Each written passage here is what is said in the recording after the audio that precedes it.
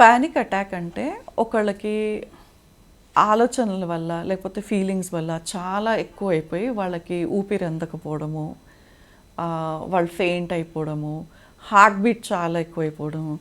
So కొంతమంది మీరు చూస్తుంటారు వాళ్ళ మాటల్లోనే ఏదో ఒక విషయం గురించి మాట్లాడుతున్నప్పుడు అనడం మొదలెడతారు. వాళ్ళు వాళ్ళు అంత పెద్ద శ్వాస తీసుకోవాల్సి వస్తుంది, లేకపోతే వాళ్ళ హార్ట్ బీట్ చాలా ఎక్కువైపోయి ఇలా పట్టేసుకుంటారు, ఆర్ వాళ్ళ కళ్ళు తిరిగి కింద పడిపోతారు.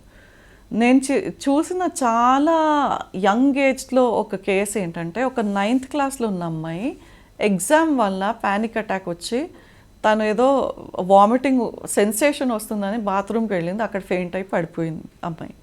అంటే ఆ ఆలోచన నేను పాస్ అవుతానా లేదా. అండ్ ఇవి బోర్డ్ ఎగ్జామ్స్ కూడా కాదు, ఇంటర్నల్ ఎగ్జామ్స్, ఏ internal exams, quarterly exams, half yearly ఎగ్జామ్స్కో తను అంత స్ట్రెస్ పడి దానివల్ల తనకు ప్యానిక్ అటాక్ వచ్చేసి ఊపిరి అందకుండా తనకి గిడినెస్ వచ్చేసి పడిపోయింది బాత్రూంలో. సో వర్స్ట్ కేస్ నేను యంగెస్ట్ స్టేజ్లో చూసింది 9th క్లాస్ అంటే చాలా చిన్న ఏజ్.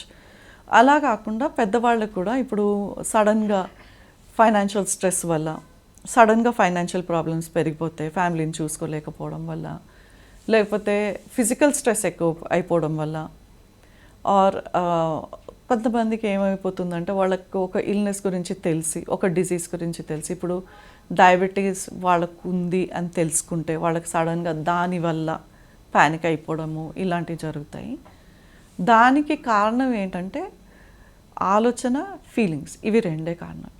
సో మనం ఆ ఆలోచన ఎలా కంట్రోల్ చేయాలి, ఆ ఫీలింగ్ని మనం ఎలా కన్వర్ట్ చేసుకోవాలన్నది మనం చూడాలి.